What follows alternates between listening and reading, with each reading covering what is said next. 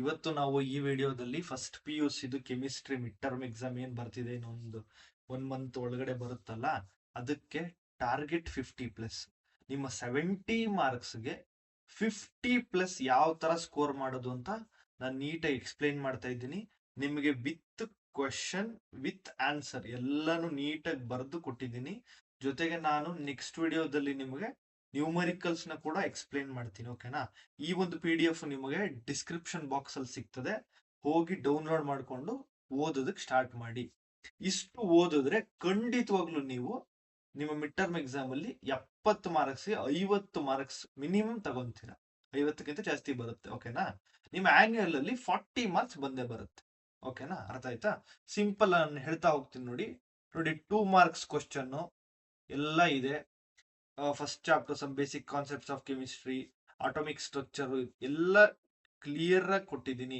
ಇದನ್ನ ಎಲ್ಲ ನೀವು ಆನ್ಸರ್ಸ್ನೆಲ್ಲ ಓದ್ಕೊಂಡ್ರೆ ಕ್ವಶನ್ ವಿತ್ ಆನ್ಸರ್ಸ್ ನೀವು MCQs fill in the blanks ಕೂಡ ನೀವು ಮಾಡಬಹುದು. ಫಿಲ್ ಇನ್ ದ ಬ್ಲಾಂಕ್ಸ್ ಖಂಡಿತವಾಗ್ಲೂ ಮಾಡಬಹುದು. MCQs ಅಲ್ಲಿ ಒಂದು 7 to 8 ಕ್ವಶನ್ಸ್ ನ ನೀವು ಆರಾಮಾಗಿ ಸಾಲ್ವ್ ಮಾಡಬಹುದು. ಓಕೆನಾ?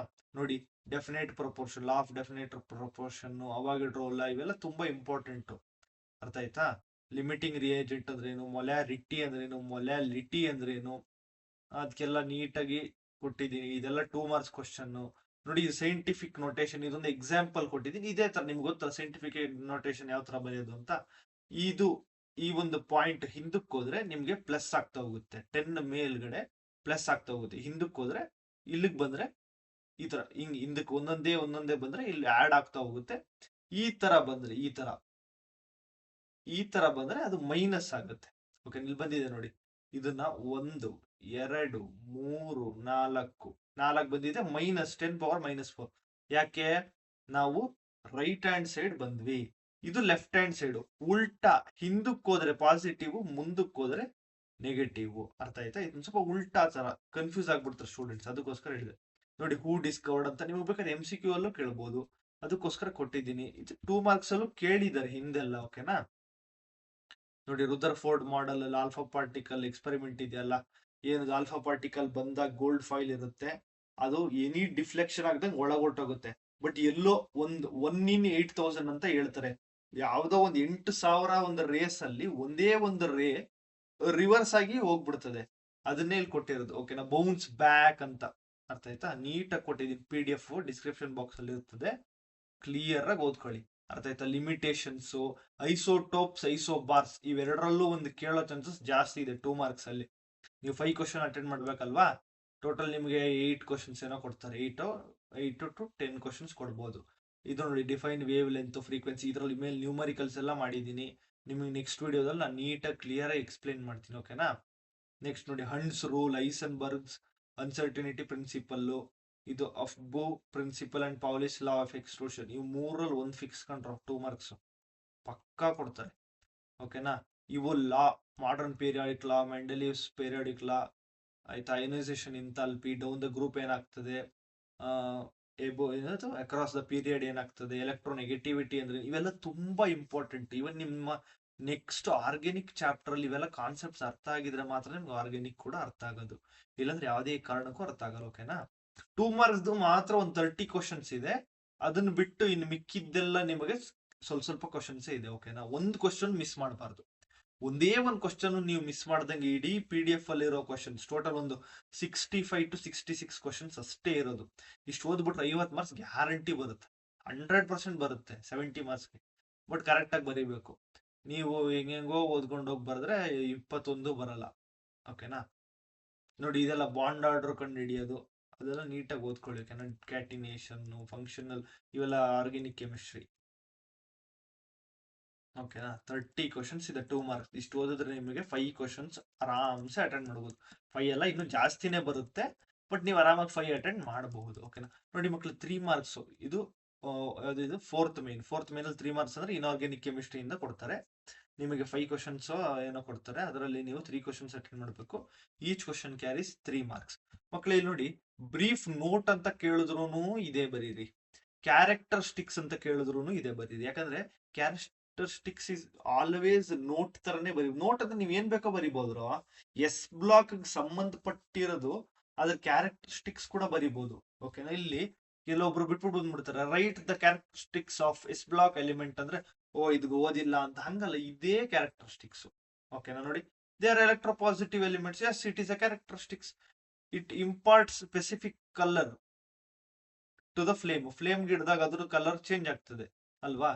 These elements acts as reducing agents ತರ ಆಕ್ಟ್ ಆಗ್ತದೆ. ಈ ರೆಡಾಕ್ಸ್ ರಿಯಾಕ್ಷನ್ಸ್ ಅಲ್ಲೆಲ್ಲ ನೀವು ಓದ್ತೀರಾ. ಓಕೆನಾ, ನೋಡಿ ಇದು correct. Right A note on people ಕೊಟ್ಬಿಟ್ರೆ ಇದೇ ಬರೀರಿ, ಅದೇ ಆನ್ಸರ್. ಸರ್ ಕರೆಕ್ಟ್ ಮಾರ್ಕ್ಸ್ ಕೊಡ್ತಾರ ಅಂತ ಕೇಳಿದ್ರೆ 100% ಕೊಡ್ತಾರೆ. ಓಕೆನಾ, ನೋ ವರಿ, ಅದ್ರಲ್ಲಿ ನೀವು ತಲೆಗೇನೆ ಕೆಡ್ಸ್ಕೊಳಕ್ ಹೋಗ್ಬೇಡಿ. ನೆಕ್ಸ್ಟ್ ನೋಡಿ, ಇದೆಲ್ಲ ನಿಮ್ general electronic configuration. Bond length ಅಂದ್ರೆ ಏನು, ಆಂಗಲ್ ನೋಡಿ, ಇದ್ರಲ್ಲಿ ಒಂದು 3 ಕೊಟ್ಬಿಟ್ಟು define bond length, bond angle, bond enthalpy for 3 marks, ಒಂದೊಂದು ಮಾರ್ಕ್ಸ್ ಒಂದೊಂದಕ್ಕೆ ಪಾಯಿಂಟ್ ಈ ತರ ಬರೀರಿ. ಓಕೆನಾ, ಪಾಸ್ಟುಲೇಟ್ಸ್ ಇದು ಸಖತ್ ಇಂಪಾರ್ಟೆಂಟ್ ನೋಡ್ರೋ, ನಾನು ಕೊಟ್ಟಿರೋದೆಲ್ಲ ಇಂಪಾರ್ಟೆಂಟ್. ನಾನು ಯಾವ್ದೋ ಒಂದು ಕ್ವಶನ್ ಹೇಳ್ತೀನಿ, ಅವು ಮಾತ್ರ ಇಂಪಾರ್ಟೆಂಟ್ ಅಲ್ಲ. ಓಕೆನಾ, ಎಲ್ಲಾ ಕ್ವಶನ್ ಇಂಪಾರ್ಟೆಂಟ್. ಇದು ನೋಡಿ, ಲೇವಿಯಸ್ ಡಾಟ್ ಸ್ಟ್ರಕ್ಚರ್, ಇವೆಲ್ಲ ಬೇಸಿಕ್ಸ್ ಗೊತ್ತಿರ್ಲೇಬೇಕು. ಗೊತ್ತಿಲ್ಲ ಅಂದ್ರೆ ಅಷ್ಟೇ, second P U C organic ಏನು ಅರ್ಥ ಆಗಲ್ಲ, first P U C organic ಅರ್ಥ ಆಗಲ್ಲ ನಿಮ್ಗೆ. ನೋಡಿ, ಇದು ತುಂಬಾ important, differences between pi bond and sigma bond. ನಾನು 4 ಪಾಯಿಂಟ್ ಕೊಟ್ಟಿದ್ದೀನಿ, ನಿಮ್ 3 ಮಾರ್ಕ್ಸ್ ಕೇಳಿದಾಗ 3 ಪಾಯಿಂಟ್ ಬರೀಬೇಕು. ಬಟ್ ನೀವು 4 ಓದ್ಕೊಳ್ಳಿ. ಯಾವ್ದಾದ್ರು ಬೈ ಮಿಸ್ಟೇಕ್ ನಿಮ್ ಎಕ್ಸಾಮ್ ಅಲ್ಲಿ ಪ್ರೆಷರ್ ಅಲ್ಲಿ ಇರ್ತೀರಾ, ಮರ್ತೋದ್ರು ಇನ್ನೊಂದು ಪಾಯಿಂಟ್ ನೆನ್ಪಿರ್ಬೇಕು ನಿಮ್ಗೆ. ಬರ್ದ್ ಬಂದ್ರು ನಿಮ್ಗೆ ಕೆಮಿಸ್ಟ್ರಿ ಒಳಗೆಲ್ಲ ನಿಮ್ಗೆ ಟೈಮ್ ಶಾರ್ಟೇಜ್ ಬರಲ್ಲ. ನಿಮ್ಗೆ ಏನಿದ್ರು ಟೈಮ್ ಶಾರ್ಟೇಜ್ ಬರೋದು ಕನ್ನಡ ಸಬ್ಜೆಕ್ಟ್, ಕೆಲವೊಬ್ರಿಗೆ ಇಂಗ್ಲಿಷ್ ಅಲ್ಲಿ ಬರುತ್ತೆ, ಬಟ್ ಕನ್ನಡದಲ್ಲಿ ಬರೋದು ಜಾಸ್ತಿ, ಯಾಕಂದ್ರೆ ಅದ್ರಲ್ಲಿ ಇದಿರುತ್ತದೆ. ಅದಕ್ಕೋಸ್ಕರ ಇದ್ರಲ್ಲೆಲ್ಲ ಯಾವುದೇ ಕಾರಣಕ್ಕೂ ಬರಲ್ಲ ನಿಮ್ಗೆ. ಫಸ್ಟ್ ಮೈನ್ ಅಲ್ಲಿರೋ 20 ಕ್ವಶನ್ ಅಂತೂ 10 ನಿಮಿಷ ಬರ್ದಾಕ್ಬಿಟ್ಟಿರ್ತಾರೆ, ನಿಮ್ಗೆ ಆನ್ಸರ್ ಗೊತ್ತಿದ್ರೆ. ಗೊತ್ತಿಲ್ಲ ಅಂದ್ರೆ ನಿಮ್ಗೆ 10 ಅವರ್ ಕೊಟ್ಟರು ಬರೆಯಲ್ಲ ಬಿಡಿ. ನೋಡಿ, next postulates of MOT theory ಸಖತ್ ಇಂಪಾರ್ಟೆಂಟ್. ಈ ತರ sp2 ಹೈಬ್ರಿಡೈಸೇಷನ್ ಇನ್ ಈಥೀನ್. ಮಕ್ಳೇ ಇಲ್ಲಿ ನೋಡಿ, explain the hybridisation of sp2. Ethene ಕೊಟ್ಟೇ ಇಲ್ಲ, ಬರೀ sp2 hybridisation with example explain ಮಾಡಿ ಅಂದ್ರೆ ಇದನ್ನೇ ಬರೀಬಹುದು ಅಲ್ವಾ.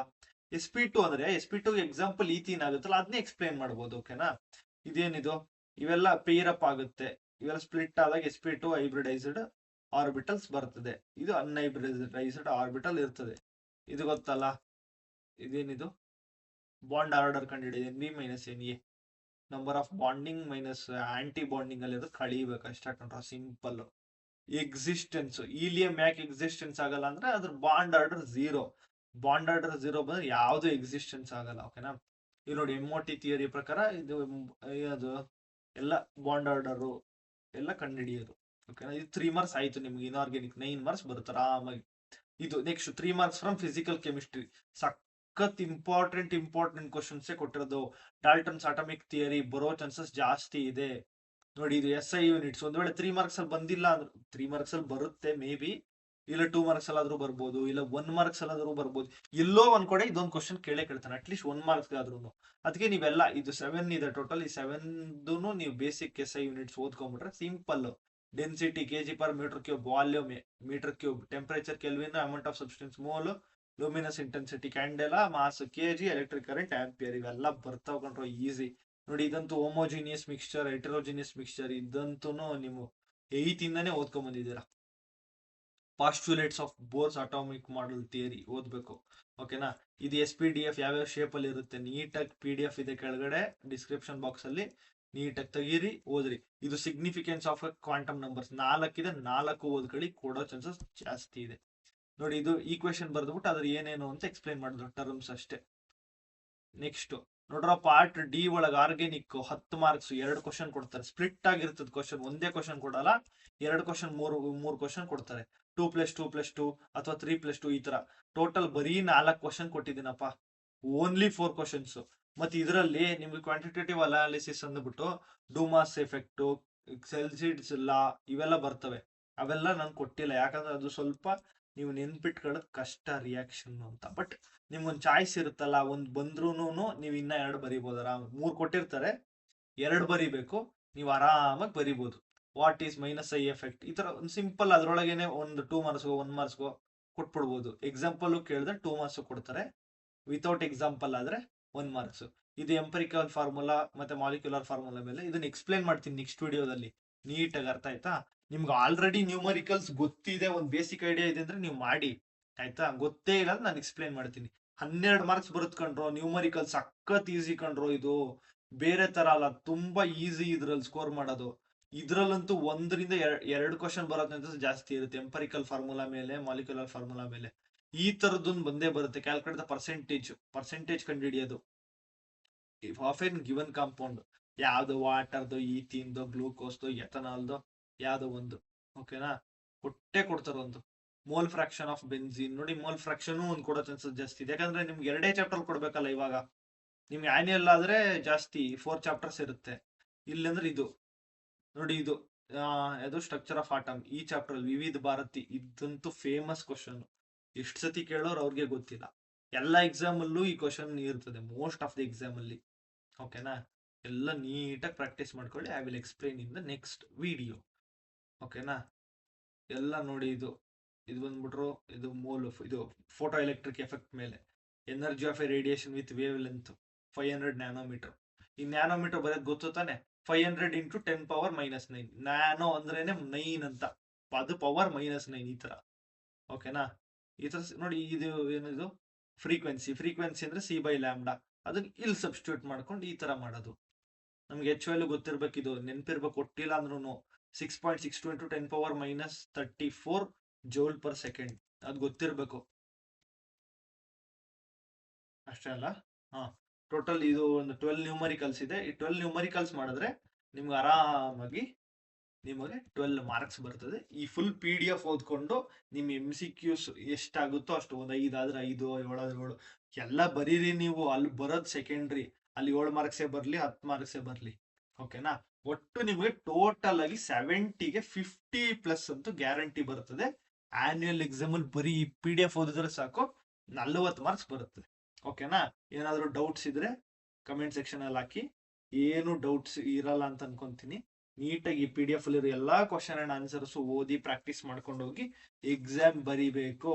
ಅರ್ಥ ಆಯ್ತಾ? ನೀವೆಲ್ಲ ಚೆನ್ನಾಗಿ ಸ್ಕೋರ್ ಮಾಡ್ಬೇಕಲ್ವಾ ಕೆಮಿಸ್ಟ್ರಿಯಲ್ಲಿ.